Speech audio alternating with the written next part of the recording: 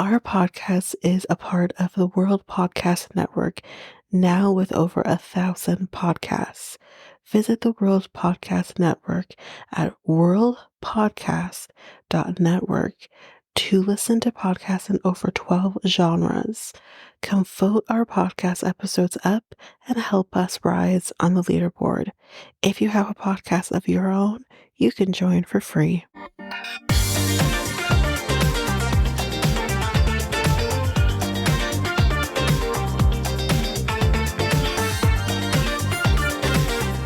Welcome to Reality Tea Times 2, the podcast where we discuss all the trash reality TV we love to hate. I'm Tanika, and today we are going to be discussing 90 Day. I'm here back. I'm coming back, y'all. Finally. It's been a minute, but we're getting back into regular scheduled stuff. We're doing all the stuff that I used to do. So yeah, that's where we're at. I should be coming out with Last Resort very soon as well. Because I do want to do that final episode before heading into the tell-all. So yeah, that's what we're gonna be doing.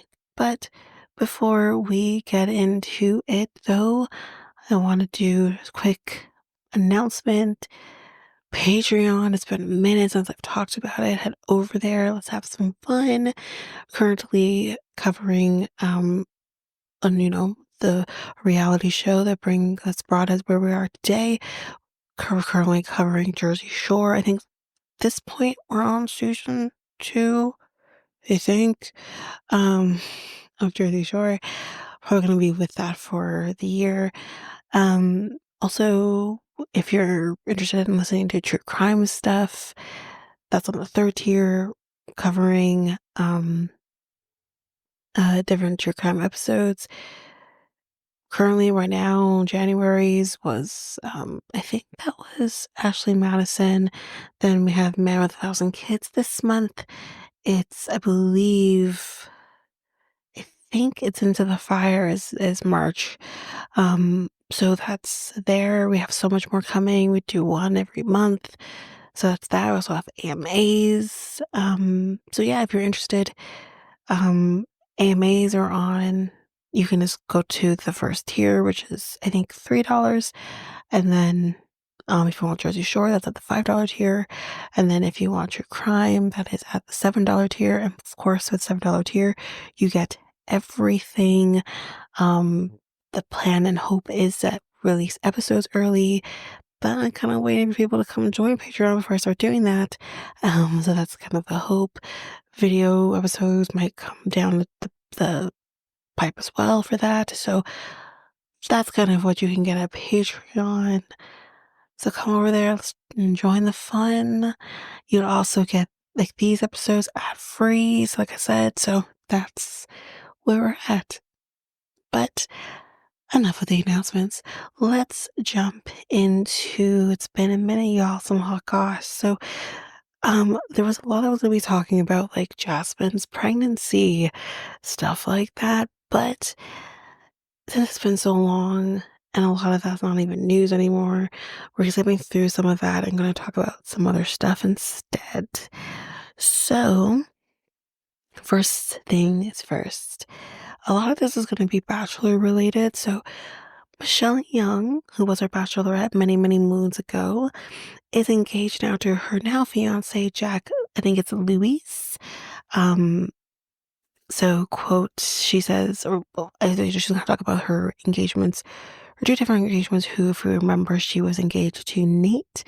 How he made it look like Chris Brown is, I don't know. But anyways, she says that they don't compare. And she said this on the February 11th episode of the Almost Famous podcast. She said, Jack, he just calms my nervous system so much, and he really puts my anxiety at bay. It's been really nice to just fully feel so comfortable in a relationship and so accepted and so loved. And he is just somebody who is always going to stick around. The former Bachelorette noted that her current relationship helped her realize that some of her past relationships weren't as healthy as they seemed. There's times where I thought I had that feeling before, and I'm like, oh, this is what it's supposed to feel like. This is what actually a healthy relationship feels like and how it operates. She explained, um, and so we just have a really great system, really great communication. So, in case you're like me and didn't even know she was in a relationship, she debuted her relationship with her fiance, who's 27, via Instagram in an October 23 post saying, quote, hit the jackpot with this one, with sweet snaps of the two of them. He popped the question 1 year later, though the couple didn't announce their engagement until December of 2024. So congratulations to her. I hope this works out for her. Moving on to the next piece, and again, this is Bachelor related. Again, this isn't news, but I'll still talk about it. My indecisive Ben's well, sweetheart, man, I love him, is officially now a dad. The former bachelor and his wife, Jessica Clark, have welcomed their first baby together and shared the news on Instagram, saying, quote, update and more to come, but baby girl Higgins has entered the world. He wrote next to a photo of himself looking emotional as he stared at his newborn daughter. Clark held their baby as she laid in a hospital bed. Quote, she is healthy. Jess Clark is doing so well. I don't yet have words for what just happened, but the update right now is we have a daughter and Jess is recovering so well. The nurses and doctors who cared for us should be lifted high. The reality star said that while he is biased, his baby girl is real beautiful. Sorry. Being that her face was covered with an emoji, he added, the beauty will be revealed soon, but first she needs a bath. I'm not sure if he ever did announce or showed pictures, but anyways, congratulations to them. Next piece, and this will be the last piece, again, Bachelor related. I might do another quick one at the end because there won't be much to it, but we'll see. This is just trigger warning for Cancer. But I think a lot of us now know at this point that Katie Thurston has announced that she was diagnosed with breast cancer. So she announced her diagnosis in a life update on February 15th, thanking her fiance, comedian Jeff Curry, and stating that she is ready to fight this. In the emotional Instagram post, the Bachelorette alum shared 2 photos of herself smiling and a lengthy caption, which she began with, quote, life update, I have breast cancer. Yesterday, I saw all the couples post their Valentine's Day celebrations. I felt envious, if I'm being honest. Jeff took me to Hawaii, and after we were going to travel the world before planting roots together in NYC, finally, but instead, my V-Day was spent coordinating a place to live as I have to go back to LA for more testing and treatment. Rather than celebrating the holiday with her fiance, she said, quote, used my morning to figure out insurance for NYC and laws on pre-existing conditions. I scheduled appointments for another biopsy, fertility, mental health, surgery, as well as meeting with my team to discuss the overall treatment plan, which will include chemo. Katie was diagnosed with cancer 2 weeks prior to this post. She revealed, writing that she, quote, experienced a range of emotions, understandable, during the period: despair, anger, sadness, denial, and then strength. Purposeful, ready, I cried a lot. I tried to even make a video instead of this post and couldn't.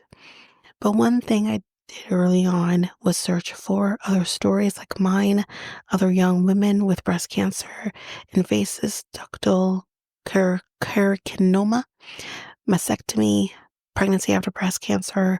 All of their stories helped, so I intend to be the same for others. This day one of sharing, this is day one of sharing, and is going to be a long one.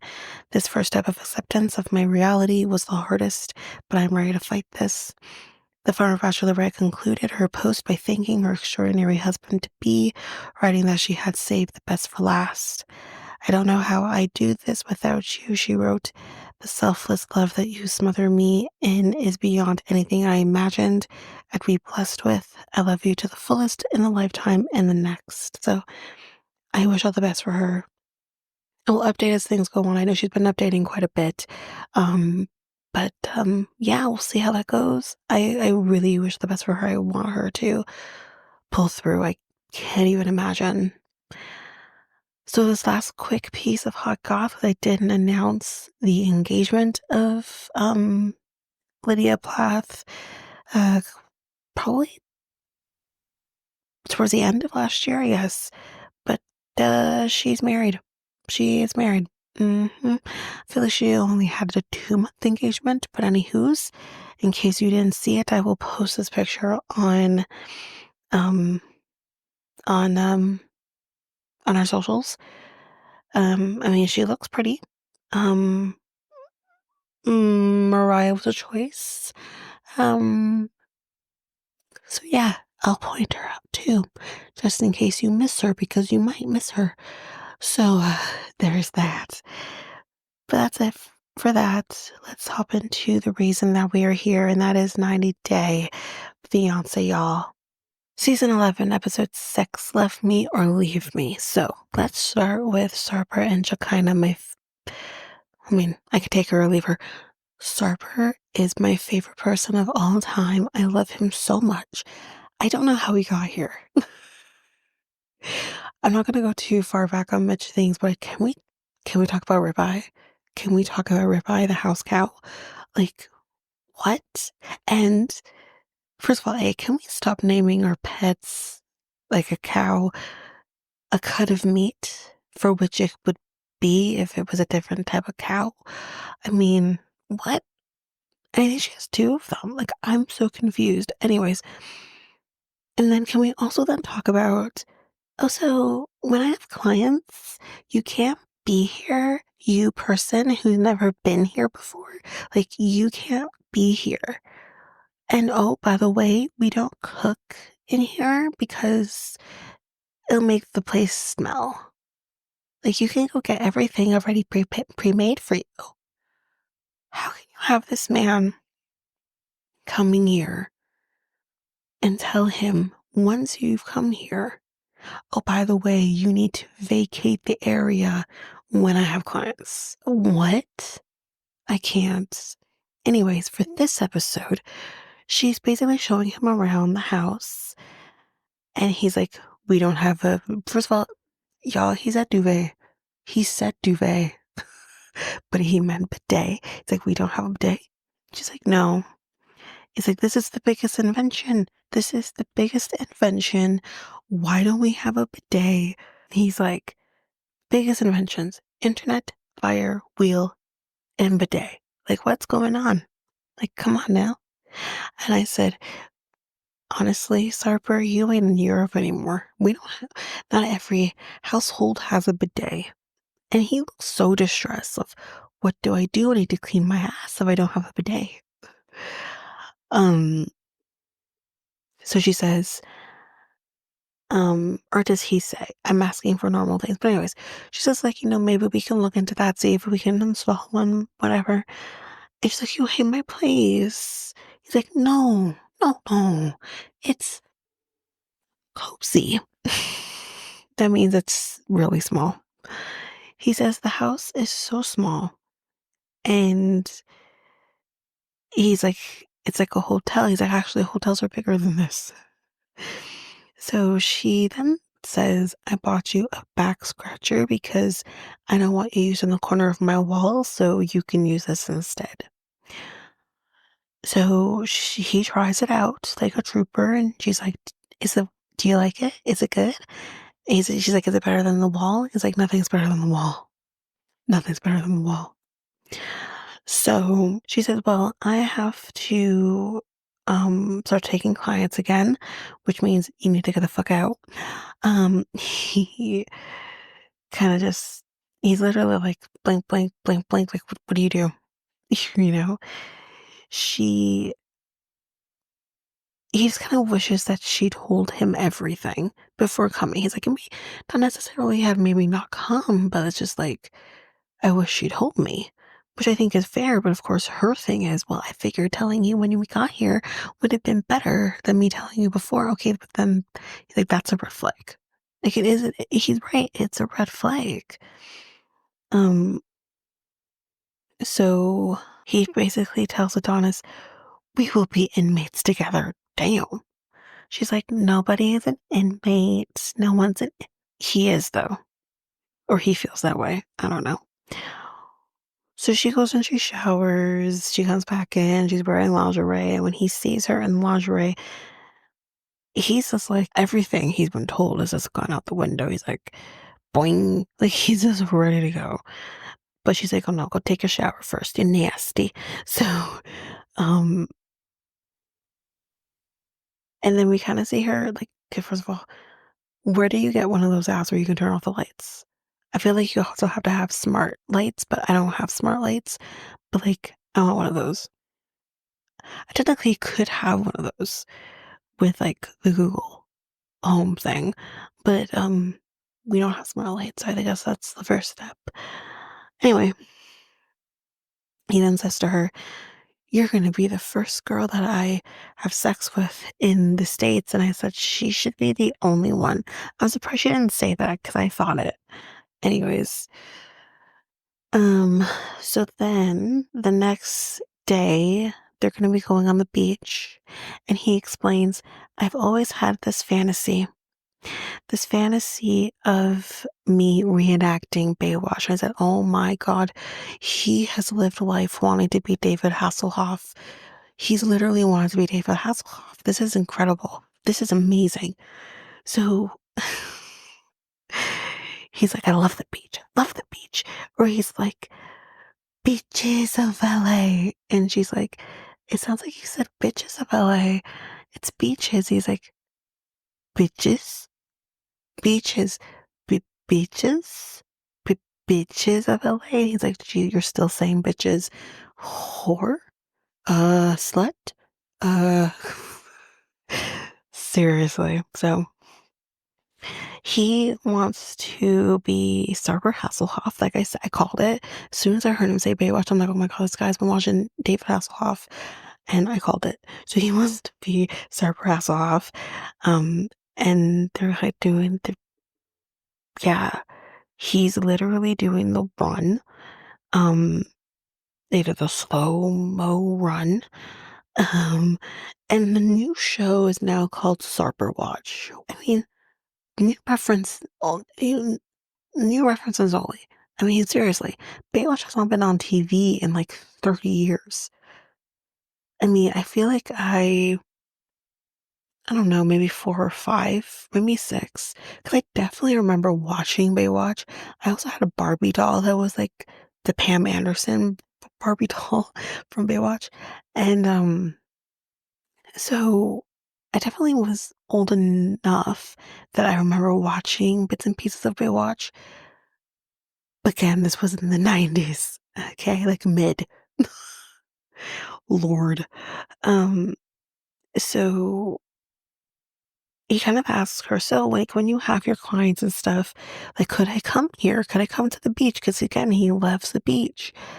And she's like, um, how about you like get to know the neighborhood? So you're basically telling me you can't come to the beach. Why? Because there's women here. You know what? And he literally said, listen, I have been doing everything to prove my loyalty to her. Like, you can't constantly keep doing this because you're afraid that I'm going to cheat on you. I mean, listen, he has told you he's let the hair grow, he's let his back itch, he's gotten rid of the bottles. That's a huge deal. He burned the book with the ticks. That is a big, big deal. This man's loyal. The bars were really low. Anyways, that's it for Sarper and Shekinah. Let's move on to our next couple, and that is Mark and Nina. So, first of all, okay, listen, y'all. Okay, so from the last time that I talked about the show, which was probably the first episode, I was kind of like trying to give Jordan the benefit of the doubt. Yo, this bitch, this bitch. Oh, listen, I can understand in her perspective of like, You should try to want to date someone your own age. However, to sit here and really go to the point of kind of saying, you do this or else is ridiculous. This woman needs a life. This woman, she's a selfish brat. And the thing is, Mark kind of created it.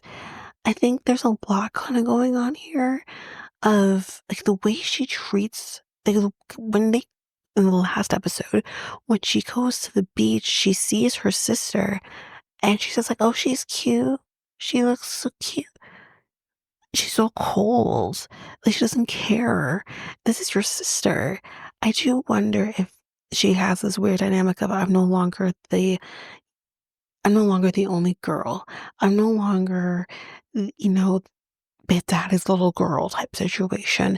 It kind of, though that was warranted, it kind of gives me the feeling of Shawn from Love After Lockup when he got married and his only daughter really struggled with the fact of, oh, so not only is she pregnant with your eighth millionth child, but then she's also pregnant with your second daughter. It was a lot for her. So I kind of wonder if there's a little bit of that going on. Anyways, let's get to this episode though. So Jordan goes over to David, Jesus, Mark, and says, let's go talk. Let's go. And he asks Gabe, who is her boyfriend, to watch Maria while he's talking to her. And she says, her mom can watch her. Gabe doesn't have to do it. So you're just seriously trying to tell me, again, who's supposed to be here? She treats this situation as if, oh, like, that thing can go with her mother. Again, this is your sister. Bitch. Anyways, so she says to her father, so I was just told to, like, not go to the wedding. And she's like, honestly, like, I don't even want to go there. Like, I don't know why she would say that to me. Bitch, you literally told her, well, why do you need to have a second child? Like, he should be, like, babysitting my kids. Like, what if I want kids in 2 years? Then go have kids in 2 years. Do what you want. It's your life, your body. No different than it is Mina's body, Mina's life. And if she wants to have a second child, let her go have a second child. As long as Mark is okay with having a second child. At the end of the day, do I understand what she's talking about with this 58-year-old man having a second child? Yes, I understand it. But at the end of the day, my guy made a decision to date a younger woman, to have unprotected sex with said woman, and then to get her pregnant. He made a decision. He's a grown-ass man. He's not incompetent. This isn't like, sorry, I'm going to go here. It's not like Anna Nicole Smith getting married to this man who was knocking on death's door, and that was mean. He's dead. He actually is dead now. And so is she. So it's not like that, where it's like, okay, well, wait. But again, just like with that guy too, he made decisions. So you really can't be like, again, though, it's totally just a different situation. This guy is 50 years old. He's not like geriatric. He's making his own decisions. So, yeah, so she's like, I don't know why. And, or maybe he said, I don't know why she would say that. Maybe that's it. But anyways, she said, well, I brought up the fact that you guys, having more kids and, my feelings about that. Because I feel like my feelings are being disregarded. Your feelings don't matter. Actually, to be totally honest with you, your feelings about what these two grown-ass adults do in their relationship doesn't fucking concern you. It really doesn't. Everyone is entitled to their opinion, but just remember that it is an opinion. I don't need to take it, nor do I need to listen to it, nor do I have to revamp my life around your opinion. Your opinion doesn't pay my bills. Your opinion doesn't feed me. Your opinion doesn't get me laid. Your opinion doesn't matter to me. At the end of the day, I will take it. I will consider it, but don't expect me to take it. I feel like my feelings are being disregarded. No, fuck you. Okay, I'm so mad. I hate this chick. Um, so, like, well, then maybe I should just go. And he says, like, I need to be honest with both of you. And this is the only thing I agree with Jordan on. She says, but here's the problem with you trying to be honest with both of us, is if I'm talking shit about her, you're gonna go tell her. And if she's talking shit about me, you're then gonna go tell me. Where do you, he's gonna say something else later on and be like, are you for real? We'll get to that in a second. But like, how do you expect them to fix anything when they're both talking about the other? So, she's like, honestly, like, I feel like you guys shouldn't get married. Again, doesn't matter to you, or doesn't matter to them. Um, it's like there were a lot of red flags, and I feel like you're ignoring all of those red flags. What red flags? Really and truly, the biggest red flag I see in this equation is your ass. You know what I mean? So, um, he tells her, you are coming to the wedding. Because at the end of the day, like, it is really bullshit to tell his child, you're not coming to my wedding. I totally understand. I totally understand also why Mina said it. But obviously puts him in a weird, awkward situation. But at the same time, he kind of put himself there. So maybe I don't have sympathy. Anyways, um, he says, if she feels that way, then maybe I shouldn't get married. You know, Jordan's like, tis working. My evil plan is working. Like, seriously. Um, and she's like, what if she does marry you and then she divorces you and takes Maria away? But I feel like that's what you want her to do. I feel like you want her to take Maria away and leave him and all of this. Like, I actually really feel that's what she wants, and wants um her, like, wants to happen. Because I really think this woman is incapable of seeing anyone else's happiness. I think she is not even happy. She's just miserable. Anyways, he says, well, I wouldn't marry her if I thought that that would happen. Again, at the end of the day, listen, at the end of the day, even if you don't trust Mina, which I can understand generally speaking, are you really trying to say that you don't trust your father? You know? Like, listen, I don't trust my father because he doesn't make wise decisions. I've literally had to tell him, you're being catfished. But that's different. Like, in this case, it's like, she's not a catfish. She's proven to be real. I think she really does love and care for him. But the problem is that she's unable to get there and see that because she's so hell bent on this younger woman having babies with my old ass father. Like, you know what I mean? So Jordan says, but she is closer to my age than she is your age. So this is what this is about. Again, that she's younger, which again, my God, seriously, we already know he's dated someone younger before, and according to him, you liked her. So which is it? Really and truly, what is the core issue about Mina? Besides her being late, besides that. So he says, I get you're mad, but I feel a little bit judged. Finally, fucking Lee.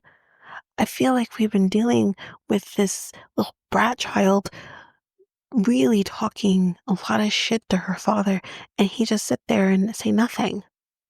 Finally, he's like, listen, you know, I don't like how you're talking to me. He's like, I'm trying to be happy. And she says to him, well, I want you to be happy, but like in a different situation. But then you don't want him to be happy because he is happy in this situation. Like, what do you seriously? What? And he says it. What do you want him to do? Say fuck off to Maria, fuck off to Mina. Your son Clayton, he can't even get here anyway, so fuck off to him too. And I'm gonna go off and do my own thing. Like, is that really truly what you want him to do? Because at the end of the day, ma'am, in her thoughts and feelings, damage is done. He has gotten another woman pregnant. He now has a child with said woman. It's done. It's done. Whether they get married or not, it is done. And she's an idiot for not just kind of being like, you know what, for my own peace of mind, damage is done. It is what it is. Nothing can do about it. Seriously. So she's like, yeah, like I wish you would be with someone your age who's here. And this is where he says, like, should I break up with her? This is what you want me to do. And she said, well, no, but like, don't have more kids. Like, let's start there. Like, don't have any more kids. Not up to you. Keep saying that. Um, he's like, but you're trying to dictate what I do with my happiness. Yes, she is. Yes, she is. Um, he's like, what do you want? Like, what do you want me to do? And she's like, I'm not telling you what to do, but maybe I just want to be around. Or she said, maybe I won't be around as much as what she said. But again, she says, I'm not trying to tell you what to do. Yes, you are. You are definitely trying to tell him what to do.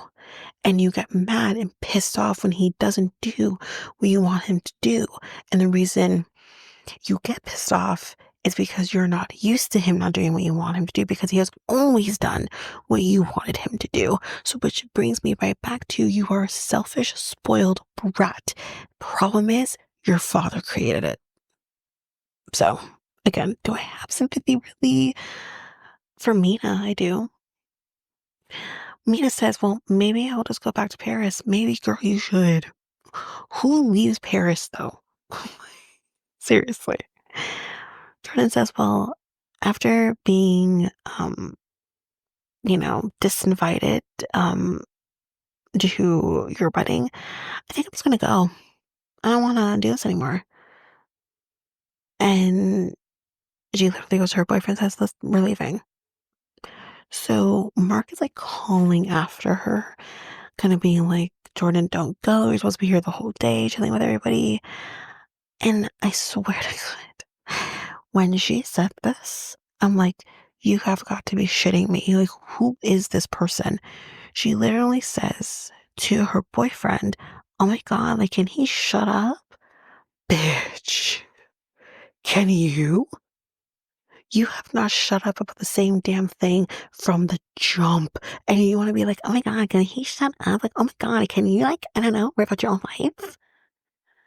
Anyways, so she ends up telling Gabe, I was uninvited to the wedding. And he's like, oh shoot, really? Why? You know this man knows who he's been with. And she's like, well, because like I don't approve, which is like, I don't. So what do you want sympathy for? You just literally putting it out there. You don't approve of what? You don't approve of why? Like, Mina's, I think there's nothing wrong with Mina. At first, I was with her being like, this is weird. But I actually think Mina cares for him. So, anyways, Mark, he tells Mina, like, you two need to talk, and get to know each other. Sir, that ship has gone sailed. That the croissant has gone and got eaten. The yeah. It's done. It's over. She says, I didn't come here for anything but for love. I didn't come here for your money. I didn't come here for anything else. Like, let's not forget her son is back there. Unclear as to when he's gonna be in the States. Like, really? And she's like, I also came for Maria because Maria deserves to have both her parents together. And he says, listen, I got mad too because I mean, she's telling me what to do. He's like, listen, I know like I started this, but like you guys have to fix it. Pourquoi? Pardon-moi? Sir, you, wow. Wow. When this man literally just said, I know that I'm telling her the shit you're saying, and I'm telling you the shit she's saying, and I know like that's on me and everything, but y'all need to fix it. No, sir, you don't get to put your hands up in the air and be like, I don't know. You don't get to do that. You need to go in here and say, listen, Jordan, I love you. You're my daughter. You are the most important person in my life. But here's Maria, my other daughter, who's also the most important in my life. There's room for all of my children to be the most important thing in my life. And Mina, I love her. I want to marry her. I want to spend the rest of my life with her. There is room for everyone in this equation. There doesn't have to be hierarchy. Who's more important than the next? Doesn't have to be any of that. He needs to start that. But y'all need to fix it. Y'all, seriously. Um, so she says, I'm gonna go back to New Hampshire tomorrow. Like she doesn't want to do this anymore. He's like, you're gonna go and not meet the rest of the family, which that's gonna go really bad. Um, and he's like, let's just wait and see. And she says, I don't want to. She's sick and tired of waiting and seeing. She's like, what am I waiting and seeing for people to just continue on hating me? And she goes outside and she's just like, this is too much for one person to do. And she's like, it's always Mina that has, and to me, honestly, it feels like it is only Mina who has to try to bridge the gaps while Jordan is as well. Brad, the son, is missing in action. And it's unfair to her. Um, then Mark goes into the bathroom and slams the door because he's having a hissy fit over everything, for which, let's not forget, he's created. So that's it for Mark and Mina. Let's move on to Jesus fucking Christ, the freaking throuple. Um, I can't with these people. Now, as a person who's not been in California, I do know logistically San Diego is close to the border. Y'all, oh my God, like we haven't seen any in like so long. It's been like a year. And we were just doing so much sacrifices. Like I'm not used to being away from my kids for this long. And like, you know, 2 weeks is a really long time. Bitches, y'all literally went a half an hour.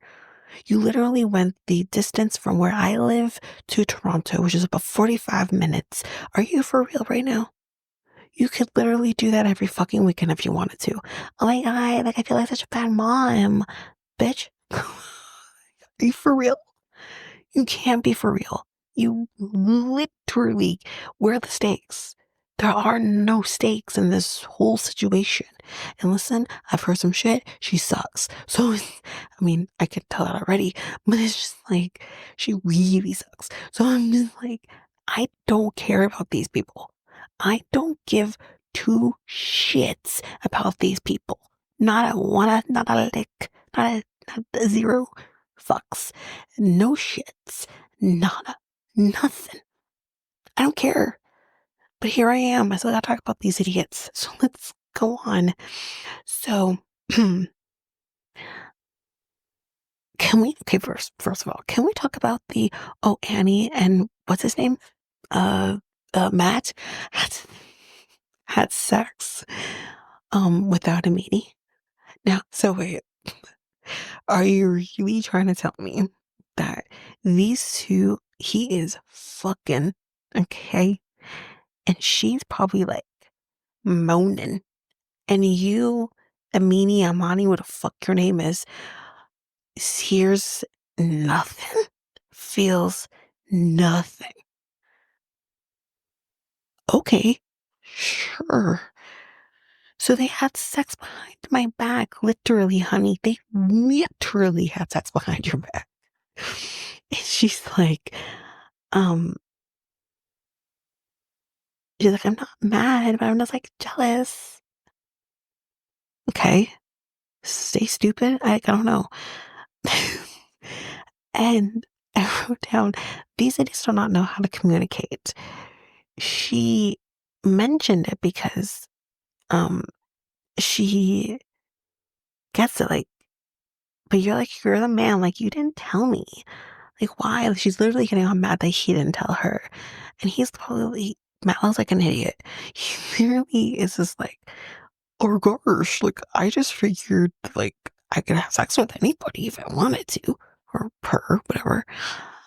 And yeah, I don't even know, man. So Amini Amani, who cares, says that you're having into a 10-year relationship where we have our own issues. The fuck you say? So wait. Are you literally doing this throuple thinking it's going to make things better in your relationship? What in the Lord Jesus am I watching? We have issues already? Then why are you doing this? You can't be out here doing ethical monogamy or ethical non-monogamy when, like, you have issues. Like, hence, then when you find out that one person is pregnant for the other person who doesn't have to wear hats all the time. So it's just different show. So it's just like, are you for real? Don't be out here thinking having sex with another woman is going to make things better for your relationship. Try therapy.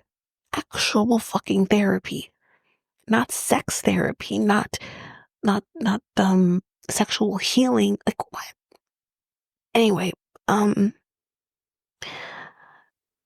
she's like, we need to work this out and talk more. I feel like you guys don't talk at all. Seriously. So Annie and Matt, when they're getting ready to go to their little picnic dinner thingamajigger, they're like cuddling, like cuddling. They are just like,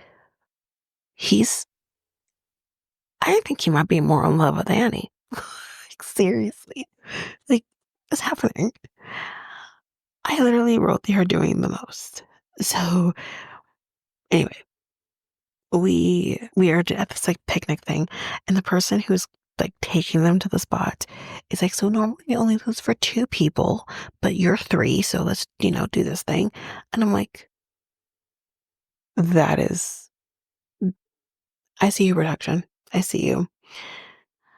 And he's like, you know, poor me. Like, I have to deal with like both of these women and their emotions. Like, it's a lot. And I'm literally there like, shut the fuck up, my guy.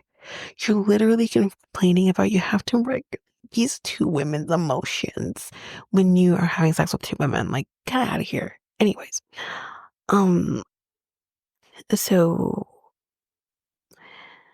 we, so we have issues probably because we have no rules, and I'm like, I cannot with these fools.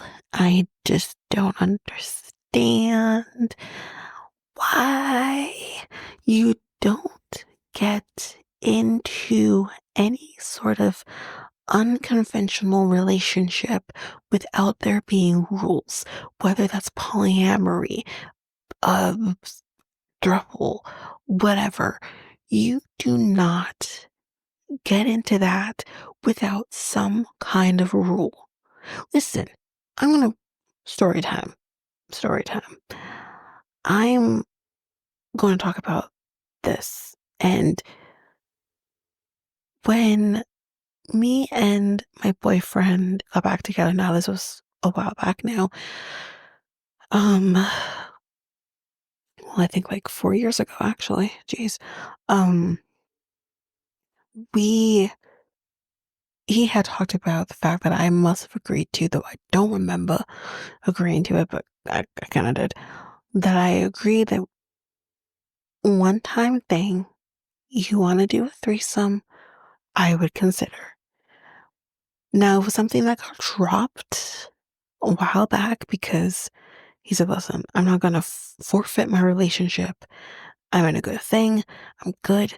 I am not forfeiting my relationship to do a threesome, so it's been dropped. But when we were talking about it, do you think we went into anything without first talking about rules? Of course we did. You had to talk about ground rules. There were things that I wouldn't have wanted to do with another person, me there or not. If I wanted to abort, we need to talk about that. Like, we needed to talk about these things. You don't just go in there all willy-nilly and hope for the best. So what do you mean? These two, three. So, so they're like, okay, so let's make rules. So Annie's rule is, let's just not go to bed angry. That's your rule. That's your rule. Okay, next one. Everyone gets to talk. That's Matt's rule because he feels he can never get to talk. That's your rule. Okay, great. She says, well, then no one can have sex without, first consulting everybody. So what do you want him to do? Before he starts to jerk it, he's gonna be like, oh shit, we gotta go call Amini or Mahdi, whatever her name is, and let her know that we're about to do it. He's not gonna do that. But that's your rule? Okay, great. I hate them. But that's it for Matt and Amini. Let's move on to the next couple. Shawn and Alliya. So there's a lot here with them, guys. But I don't really have much else to really talk about before this. His mom is a light. I think he should be telling his kids that he's getting married and the circumstances surrounding that. And I'm proud of her that she went to that interview as herself and was able to get the visa. It does make me wonder what that would have looked like in today's world. But let's get to it. So, did y'all notice he was cleaning the inside of that toilet with no soap in it? How do you clean the bowl? But he says he's cleaning the house because she is very particular, or more so a germaphobe. Great. He says that because she's a registered nurse, she's very particular with cleanliness, which I'm sure she sees a thing or two, and I get it. But he says, but it's really never really clean enough. You have to clean your hands before you're eating. Yeah, you really should do that. Clean your feet before walking in the house, even if you're wearing socks. That's extreme. So you have to shower before you go to bed, so you don't dirty the sheets. That's why you just wash it every couple of weeks or a week or whatever suits you. We see him cleaning like the shelf, and the dirt that came off of that thing. I'm like, sir, have you cleaned it at all since you've lived here? Jeez. Then we're with Alliya, and she's like, so I've been traveling 8 hours from Rio to Panama City, and she's been actually on a layover for 13 hours. Who booked this flight? Why did this take 13 hours? My God. And I don't know how much hours it was from there to LA. I think she said, I think it was 5, but I don't remember. Anyways, 10 hours later, Shawn is headed to the airport with Maxwell, their sweetest, cutest, fluffiest dog ever. My mom said he looked like, shoot, what's the dog's name? Mug? Something like that, like an old show. But I did see somewhere else that people were saying the dog looked like Prince Eric's dog in Little Mermaid cartoon version, and I said that is accurate. Then here she comes. Their greeting was actually pretty cute. Maxwell's hello though was way more enthusiastic than Shawn's, so there's that. Um, she's like, I'm a little bit nervous about the licking, but I maybe just need to adapt. And I'd be like, you know what? I would be nervous about the licking of the face too. I've always been that way. I don't know. But that's just me. I don't have a dog. Maybe that would change. Anyways, um, so they're heading back to his house. And he's like, so do you want me to show you where like Giselle and Leo live? Like Giselle, the model, and Leo DiCaprio. And she's like, wow. Um, but like, yeah, next Tina, she used to live there. Where do you live? Jeez. Wow. Anyways, um, so they pull up into the house and you can tell her face is literally like, "A what?" And she like, it looks so medieval. And the decor, his choice of decor is a choice. That's for sure. There is lizards, prehistoric lizards. There are dinosaurs. It looks like you stepped into Jurassic Park, for sure. There's dinosaur wallpaper. Like he really likes dinosaurs. And we kind of see this room, we go into this room. I see a Betty Bob Boop, whatever the hell her name is. I see her in the corner there. And then he is like, so this is the barber room, Streisand. Um, and Alliya really doesn't know who she is because he's like, do you know who Barbara Streisand is? She really hesitated to say who Barbara Streisand is, and I said, you know, that's incorrect. That is incorrect. That is just incorrect. There's nothing else I can say.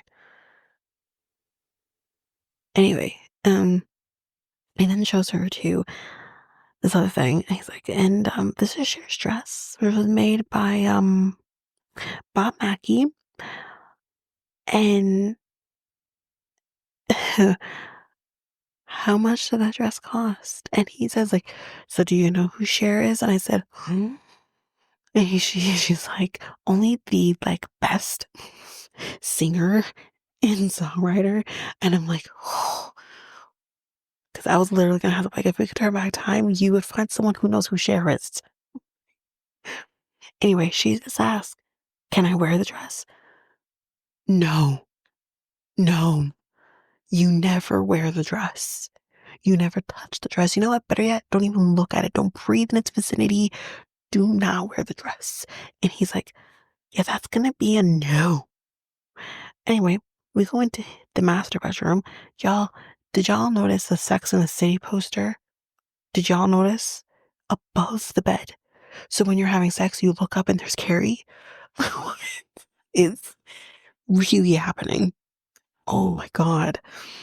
Um, so then we see this tchotchke of some kind hanging off the ceiling.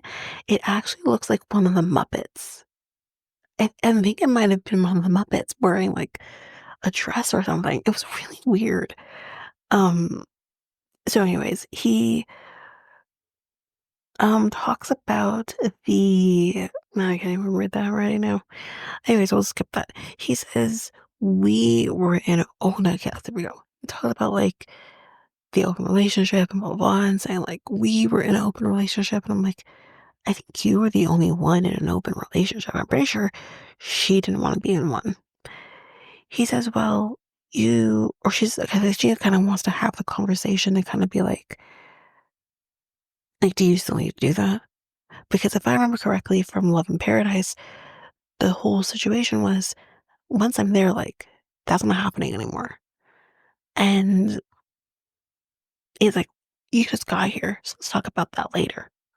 No, sir, let's talk about it now. Anyway, yeah, this is what okay, this was it. He had to do an STD test. And he's like, I did it. I'm good. And she's like, you want to show me those? Yes, queen. You made sure he shows you those damn results. Anyways, um, he does say that, he doesn't necessarily want to give up, quote unquote, being with a man because obviously Alliya is, if she wants to fully transition, he doesn't necessarily, I guess, see himself being sexually intimate or not without struggle, I guess. I don't know. And for me, though, I understand him in that. Like, you have your preference. Obviously, you not only your preference, but you have what you're attracted to and what you are sexually attracted to, and what you want. So I totally understand it. But I feel like if you really truly love the person inside, whether it's a duck or a Leah shouldn't matter. You should be able to love the person that they are because that is who you should have fallen in love with. Did you fall in love with the person who's in front of you, or did you just fall in love with the parts of Douglas, the ass, all that? You know what I mean? Um, I don't know. It feels predatory, man. Anyways, so the next day, Maxwell was waking everyone up. Kind of party style, man. Wake up, yeah. So she was saying, she had wanted a small puppy, a small enough puppy that she could have fit in her purse. And I said, y'all, she wanted a Paris Hilton puppy. This was exactly what she wanted. She wanted her Paris Hilton moment, which is she wants a dog in the purse. That's what she wants. Um, they are going to be going hiking, which she's like, do I look like I want to go hiking? Same. I don't want to go hiking, though. She tries a peanut butter and jelly sandwich for the first time, which was, she's like, interesting. Like, once they're actually on the hike, she's like, it's interesting. She asked, like, do your people know about, me and the situation? And he says, well, my mom, she knows. A couple of friends, but the kids, no. No, they don't know. And she's like, are you ashamed to tell them about me? Like, what's going on here? And he's like, well, no, I'm not ashamed. Like, I just don't want people to ask me questions. I don't want people to put their 2 cents into my relationship because I don't need their opinion. I'm going to do what I'm going to do anyways. Mark could learn a thing or two. um, but she says, like, would you have wanted to marry me if it weren't for this process? He basically says, well, I've done the whole thing already. I've done the marriage. I've done that. He's like, I wouldn't have necessarily wanted to get married again. I would have been perfectly fine you coming here, moving in, and we have our life together. But he says, obviously, that's not possible. We have to do it this way. So that's why. And she says, for her, she doesn't want that. She wants him to want to marry her, which I totally get and understand. But in the same token, she says, I want to live happily ever after type nonsense. And it's like, this isn't the movies. This isn't a fairy tale. You're not the princess who's waiting to be whisked away by your prince. That doesn't exist. You are a very young woman whose prince is 62 years old and has a Barbara Streisand room. They didn't have that in the fairy tales. Anyways, that's it for Shawn and Alliya. Let's move on to, I believe, our final couple. Oh, wait, no. Not our final couple. Not our final couple. Our second final couple. So Mahdi and Stevi. So he went to go get his hair cut and his beard, they messed it up. And he comes out and he's like, I'm not happy. He's like, I can't go out anywhere. I can't. I had to wait for it to grow in. They go back to the house. She fixes it for him. It's all fine. Whatever. So they go to a coffee shop, and um. Oh, before we get to that though, he does say while they were cutting his hair, they turned him away from the mirror. He's like, that's unusual. Like, I've never seen that before. I said, sir, me neither. That's weird. Why would you do that? Anyways, so I can't actually ask him to like put it back or anything. Poor guy. I really like him. Um, so yes, they're at the coffee shop. They kind of make fun about how Americans say espresso and especially, oh look, I just did it. Especially when it's not, when people say espresso. No, it's espresso. Or especially. No, it's especially. Like, what? So Stevie says, I mentioned to, um, what's her name? The girlfriend, her dad's girlfriend, Wendy, that's it, about you wanting to go home.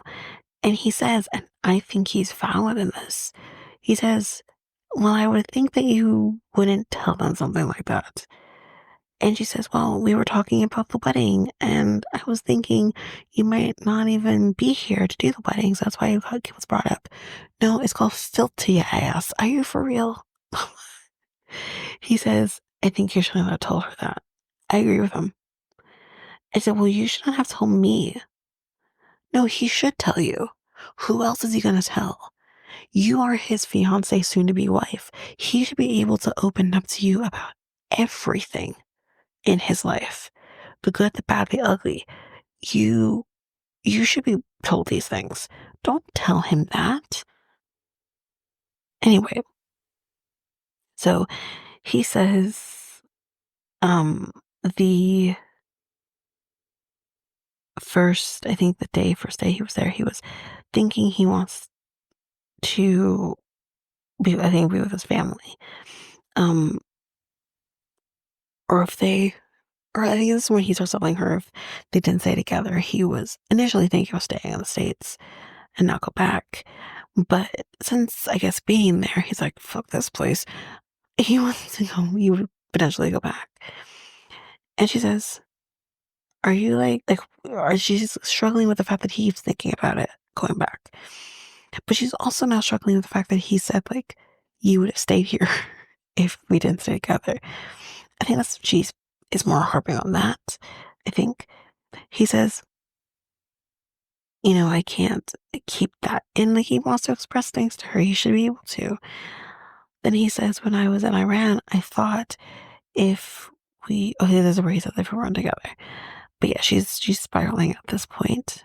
And she's like, this is the first time that I'm questioning his motives.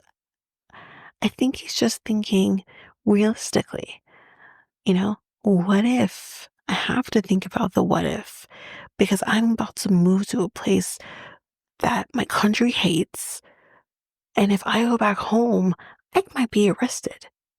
So I do have to think about these things. Like, I can never go home. And I think it's reasonable for him to think about the what ifs. So she's like, I don't like that you would stay here if, like, we didn't work out. Where else do you want him to go? He is essentially unable to go home. And she's like, hey, I wouldn't move anywhere for you. It was just, he said, but it was just a thought. Like, he wasn't really necessarily thinking like anything's going to go bad with their relationship. But I never had thoughts, clearly. Um, for her, it was kind of all or nothing, which I am really happy she is able to think that way. All or nothing mentality. But in the real world, not everyone can think all in. Some people have to think, what if? And I think there's nothing negative about that. I think it's realistic, especially in a situation like this. So she says, I wouldn't have done this because if it doesn't go well, you couldn't go back. And then with my dad, like, he's very important. His opinion matters. Like, what if that didn't work out? And she's like, I will not get married if it isn't forever. And again, I think everyone hopes that it will be forever. Everyone thinks that. Of course, I went into my marriage thinking, this is it. I found my person, y'all. And he's like, I love you so much. Like, he doesn't want her to think that he doesn't. And she's like, well, I'm not feeling like reassured right now. He's trying. But again, he's opening up to you about something he's feeling with his struggles. And I'm not saying that your struggles are invalid, but it comes to the point of how did you so swiftly turn this around about and make it about you? Um, and she's like, I was having thoughts. She's like, but don't have the thoughts. Okay. And he says, I want to be with you. And like, it's my fault. I told you any of this. Like, now he's kind of saying to himself, I can't even talk to my wife. If I can't talk to my wife about how I'm feeling and feel supported by her and be able to confide in her, then she's not the right one for me. And again, that is fair. I agree with him. You want someone who is going to have your back 100%. Anyway, that's it for um, Stevie and Mahdi. Let's now go to our final couple, and that is Joan and Greg. Listen, this man, I don't get it. You are offered a state job, you turn it down because the Gino effect? Your mom? How many showers does she need to have? Like, are they long? Are they long showers? Because my electric bill is going to go up. Ma'am, let the woman take a shower. Like, I, anyways, let's get to this. They're going to the boardwalk with the dogs. She is happy to be out of the house because she doesn't want to be around, what's his mom's name? I don't remember. Lucille. Um, so they're going to this the place called South Bay, and he's like, it's like an ocean, but uh, but not. It's not dumbed down. I think he said. So she says that I'm nervous about your mom, and she's scared about being intimate. So clearly, there has been no intimacy, and I don't blame her for that, honestly. Um, and he asked, like, when, or I think she asked, when can we get our own place, our own house? And then, well, if all goes well, I say in a year and a half to 2 years. And she's like, well, I thought it would be more like 6 months because that's reasonable if one was working. He says that he doesn't want to rent. He wants to buy. You know how you buy a house, sir? By working. You also need to rent, to be working to rent as well. But like, you're really not gonna get there when you don't work. He said that um, also he's in debt. I think I said $8,000, which is not that bad. It's not great, but it's not bad. She asked, though, how are we paying for the wedding? How did he even sponsor you? Is the real question. He says, well, how about we could do this to cut back on money? We could cook our own food. Of course, mom will help because duh. And he's like, we could say it that way. And just like, listen, I'm not saying I want to have an expensive ass wedding, but you want to have a nice wedding where someone probably caters the food. Like, I don't think it's a lot to ask.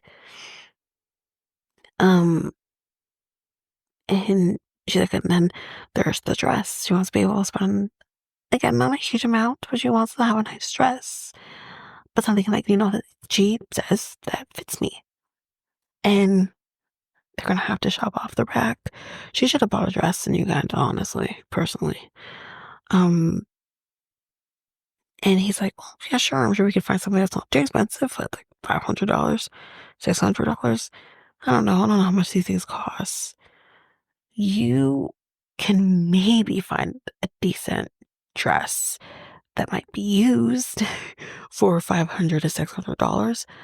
I think minimum you might be looking at $1,000 dress if if you say local, but like 5 to 600, maybe we'll see. He says he has some job interviews coming up. Thank God. We'll see how that goes. She says, I feel like I rushed into a decision. I don't even think she rushed into a decision. I really truly think she made a decision based on bullshit he was feeding her. That's what I think. And she says, if things don't change, I'm going back to Uganda. Girl, leave now. Abort mission. This is I wouldn't want this. Anyways, next they're going to be meeting some of his friends, or two of his friends. John and John. John and John. So John, yes. Like, you know what I mean? They're both going to answer. The tale of two Johns. So, she's like, so how many Johns, like, do you know? Is it okay? Well, let's see here. We have, uh, Uncle John, John with the good hair, the long hair, John with the plumber, John the car guy, John, my cousin. There's a lot of Johns, at least 8. Maybe more. Anyway, then here comes John, spelled Jon, and John spelled, the John way. She says, Long Island, it's nice, it's clean. And they're like, really? Huh. Would never have thought anyone says Long Island was clean. It's not dirty, it's not clean. um, that's what he says, by the way. So John and Greg, so John, long hair guy, they have been friends for quite a long time. They got into trouble in high school. And he's like, we used to do this thing called lawn forking. Now that means something different in my world, but in their world, lawn forking is when you stick plastic forks in someone's lawn. Why? And he says it like, you don't know. She doesn't know. She doesn't know what lawn forking is. This isn't like cow tipping, sir. What are you talking about? No one does this. Just you. So, um, he's like, Greg was prom king in high school. I'm not sure if that was like a joke or if that was like because he was really popular. This guy, most, most willing or most, what's the word that they use? Most likely to succeed. Greg. Well, someone got that fucking wrong. I don't think that's what it's on his yearbook. I'm actually really intrigued to know what they thought about him. Most likely to what? Most likely to never work. So he's like, I think his humor is him kind of hiding behind the real issues, which again, we all know. People use humor, jokes, and stuff like that because they are hiding something that's deep down. They want to be able to make other people laugh because they know how it feels to not. So I can understand that. Um, he's like, I mean, he lives with his mom at the age of 35. And I said, okay. I mean, difference is I live at home and I'm not much, I'm a couple years younger than him, but I work. I'm trying. You know what I mean? So, yeah, they ask her, so what's it like living with Lucille? She worries about the water usage, the electricity bill. She doesn't like a dog. She's worried about all that stuff. Anyways, she's like, it's good. Don't lie. Don't you lie, girl. And then like, so how long do you anticipate like living, like when you want to be out of that house? And she says, 3 months. And so, okay, so what are you doing then to make sure that happens? The grilling is literally aimed at Greg because his friends know how much of a fuck up he is. That they're like, really? Him? You know what I mean? So he's like, well, I have to make money. He's like, 'cause I don't want to run, don't want to buy. Again, you don't even have a job. And you're talking you want, which is fine. It's great. You want to buy? Fine. But you're getting married. You literally have your woman here afraid to have sex with you. And you're more concerned about finding a place to live and own? Or also find a place to own? I don't know, man. I think the ship has sailed too with that one. What are you gonna do? How many sourdough breads are you gonna make in order to buy a house? Anyways, and their friends are like, so, but how? Like, how are you gonna do that? And he says, the bakery. What do you mean? Again, bakery you don't actually have. And his friend says, okay, but you don't have a lot of savings. Okay, you're not a trust fund kid, you know? So how do you intend to invest in a bakery? I do think maybe because you don't have a lot of money, you should invest in maybe housing instead. Because here's the thing, you want to have the bakery. Sometimes you have to do the shit work you don't want to do in order to put money aside so you can have that bakery. Or work out of, make it real, work out of your home, advertise on Instagram. I had a friend who did that, you know, do something, you know? So it's, I don't know, it just feels like he talks this big game of what he wants, but I'm not seeing it. Um, they're like, you need to have a steady flow of funds. So what is the end goal? Like, what do you want? And he's like, well, family. The fuck? Again, money. You need money. And they're like, okay, so how many kids do you want? And he says, this guy, as many kids as she's willing to give. And I'm like, okay, so Joan, how many kids do you want? And she says 2. And she said, well, he wants 4. Or he says, or I think he says I want 4. And she's like, no, it's more like 10. Oh, God. No, no. Abort mission. This guy is full of shit. And she says, you know, the way he handles his money, it gives her pause. It makes her uneasy about everything with him, which I totally get. Joan is like, I have talked to him about getting jobs and he hasn't really been doing that. He literally turned down a job. And his friend, I think it's actually his friend says I have talked to him about getting other jobs.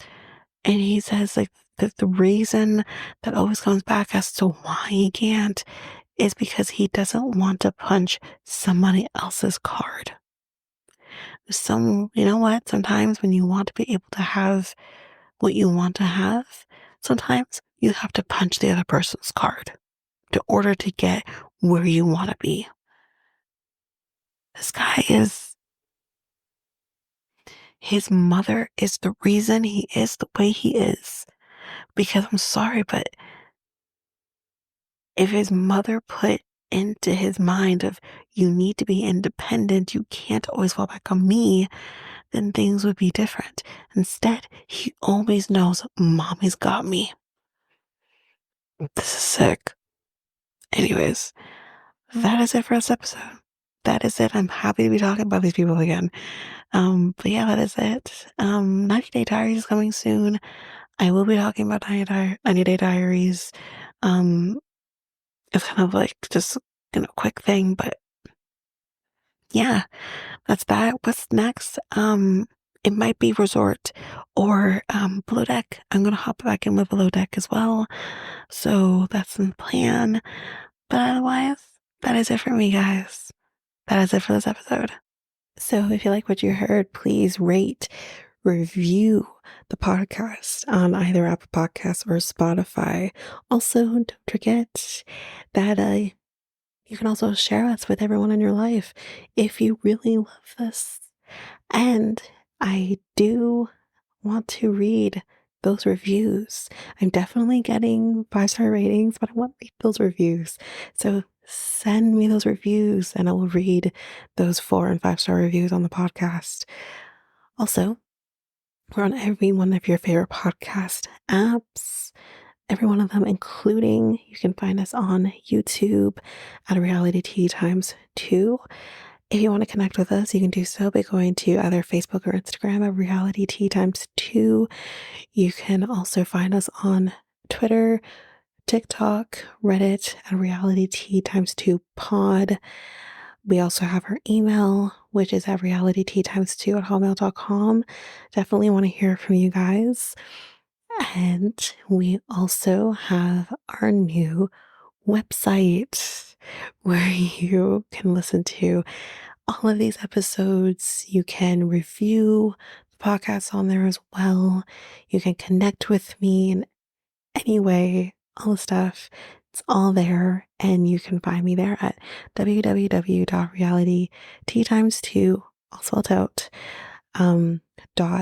.podpage.io.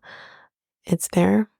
And don't forget, I also have my other podcast with my friend Mikkel, Next Take Podcast, where we talk about all kinds of different topics. But you can find us on any of your favorite podcast apps over there as well. Or you can also go to YouTube and you go to Next Take Podcast, as well as our website, which is solo.to/Next Take Podcast. So yeah, there's that, and that's basically that. And again, don't forget, if all of this information is overwhelming, we do have all of the links, everything in our show notes. But that is it for now, guys. Thanks. Bye.